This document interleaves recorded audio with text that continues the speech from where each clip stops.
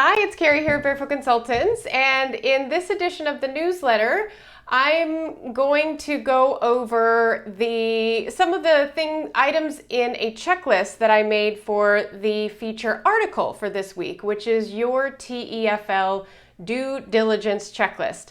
And along the journey of becoming an English teacher abroad, there are sort of critical junctures where you need to answer some questions and make some decisions that will move you on to the next juncture. And so this checklist is really a way to help you anticipate each one of those different stages or different benchmarks that you are going to pass along the way, maybe give you some time to anticipate them, think about them, and then also it's meant to give you some guidance in how to go about answering that question for yourself when you get to that juncture. So as I said, I did write this up in the article, but I also thought that this video would be a good opportunity to sort of talk through the checklist and what some of your potential answers might be. So here on my handy dandy iPad, I have the checklist itself. And as I said, this is designed to take you from step 1 all the way through step 7. So this goes sort of hand in hand with the 7-step program, the Speak English and Get Paid program. And each one of those critical junctures, what decisions you might be making that you can think about in advance or explore as you get there. So the first one is, and I'm going to have to look down to read, the first one is who, what, how. So who do I want to teach? What type of English is best for me? And in person or online. So this is a very simple, basic question because this is going to determine a lot of the answers that you give to the questions as you move along. So who do I want to teach? That could be adults or kids. It could be business professionals. It could be somebody in a specific industry. It could be somebody in a specific country. So that answer is unique to you, but you will need to answer that before you start making any more decisions along the way. Then what type of English is best for me? Again, this could be foundational English, this could be advanced English, this could be conversational English or business English or medical English, or the list goes on. But you have a unique skill set that you bring to the table in addition to your skills as a native English speaker that you could use to target a specific student or that just might make you feel more comfortable working with a certain level of student or type of student. So that's a very good question to ask and answer at this stage. And then in person or online, that's pretty obvious. If you're going to be working in person, you need to start exploring what countries you're going to live in. And actually, as we go down the list, some of those things are going to come up. If you're going to be working online, then in what way do I want to work online? Do I want to be an employee, a tutor, a freelancer? Again, the list goes on. But the good thing is inside the Speak English and Get Paid program, I have materials that help you answer all of these questions based on your unique background and your unique desires and needs for how you want to go about doing this. So the next question that many people ask is, should I certify? Should I take a certification course and get some training in how to teach English to people who don't speak English? So the questions you might ask yourself if you're asking whether or not you should certify is, what is the preferred certificate in my desired area? So if you're going to be teaching online, that may be a different answer than if you're going to be teaching in person. If you're going to be teaching kids versus adults, again, that could be a different answer. So once you determine whether or not you are going to certify, then you want to start asking questions like this to narrow down your options for certification. The next one is, how much time and money do I want to invest? And that's a big question. There's a spectrum of that you can decide upon when it comes to being certified in both time and money. So it might cost you very few dollars, as little as a few $100s or as much as several $1,000s to do this. And it could be something that you spread out over the course of 6 months or something that you squeeze in to 1 month or 6 weeks. The next one is the certification that I'm interested in accredited? And that is a very, very important question to answer. And the answer needs to be yes. And you'll find more about that in that particular step of the certification of the Speak English and Get Paid program, which is the certification module. So the next question is, where's the best place for me to look for a job? So are you somebody who wants the added security of using a placement agency? Is that your best route for finding a job? Or are you willing to go out and pound the pavement, as we say, which is actually just getting out there on the internet these days and looking for opportunities yourself? The next one is there a government program that I qualify for around the world in potentially your home country or the country that you're interested in teaching in? There are government programs that many of you will qualify for that can help you get your foot in the door, can get you started, and give you that added extra layer of security, again, by going through an established government program. The next question on the checklist is there a job board specific to my country or region of choice? So if you are looking at working in Europe, maybe there is a job board out there that specifically posts jobs that are available in Europe, or could be Asia. Or if you're looking at working online, but you know that you want to target a certain type of student or a certain culture perhaps, then maybe there's something out there that can help you spend less time looking, because a lot of the opportunity that you're looking for is going to be there already. The next thing that you want to ask is, once you have found some jobs, is this a scam? And we do spend an entire module in the Speak English and Get Paid program talking about scams, different types of scams, how to identify them, what the red flags are. But some of them would be, are they asking for money up front? There are very few instances where this would be something that's legitimate. In most cases, if they're asking for you to send money up front, it is not something that you want to pursue. Can I find their physical location on Google Maps? So if you are working especially for a language institute, or you're looking to work at a school or a university or a business abroad, then you want to go on Google Maps and make sure that you can find the physical address and see the building and know that it exists. That's a great way to find out, to legitimize that they are indeed offering you a real job and there's a person behind it. And once you sign a contract, you're going to be able to go work in that physical building. The other is, what do others have to say about this school, institute, or organization?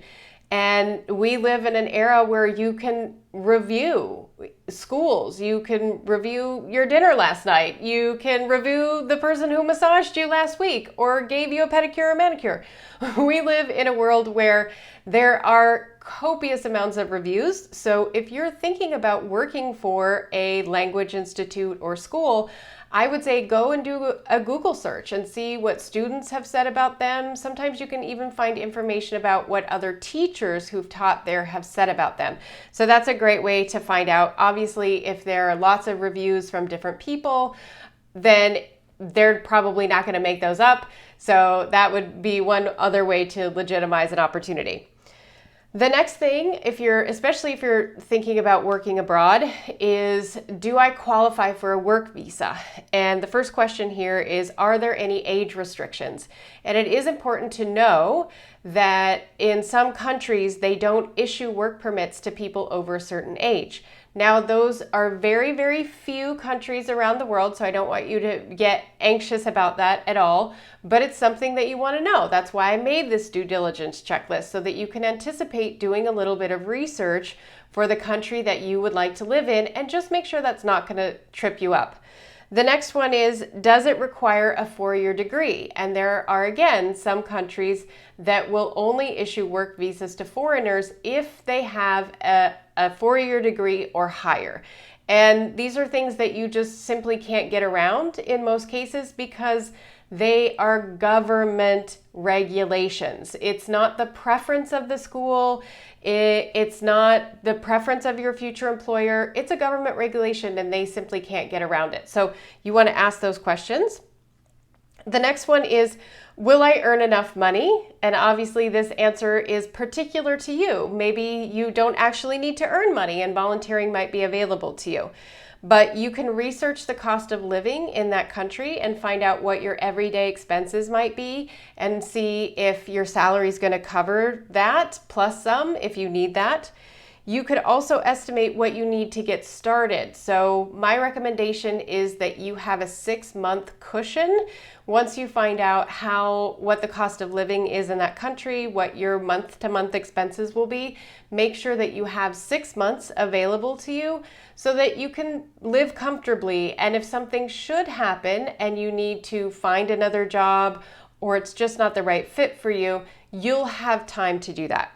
The next thing is add up your monthly expenses. So what are your personal expenses? Do you have debt that you're paying down? Are you going to be paying on a storage unit back home or some kind of service that's looking after your house or taking care of your mail or whatever that might be? For each of us, it's going to be unique. The next one is, am I educated on my potential employer? So again, you want to investigate the organization, know and understand their student base. Are they an all-girls school, for example, or do they cater mostly to young professionals just coming out of university who are getting started? Do they cater to mostly foreigners even in that country, which can happen? So understand who your future employer is going to be. And if you can find out about their curriculum, that would be helpful too when you go into the application process. So before you apply for a job and certainly before you interview for a job, these are answers that you want to have. The next one is if you are not working for an employer but you're working alone, what rate should I charge? So let's say you're going to be independent or you're setting yourself up as a consultant of some kind. You need to figure out what the going rate is. So again, you can research the cost of living in the area. That's a great baseline. Then you can look at other language institutes and find out what their rates are for classes. So you might be able to base your rates on what would the financial investment be for somebody to take a class? Because taking a class, they would certainly pay more to work with somebody one-on-one. The next question is, can you offer more than just basic English? And I alluded to this at the top of this video, that you want to bring your industry with you if you can, or some hobby or interest, something that you know more about than other people do, that you might be able to target a specific type of student and assist them not just with English, but with also understanding about that particular subject as well. The next one is about taking a scouting trip. So where's the best place in that particular city to live? So you don't want to find yourself on the dodgy part of town, and you don't want an hour-long commute to work every day and an hour-long commute back.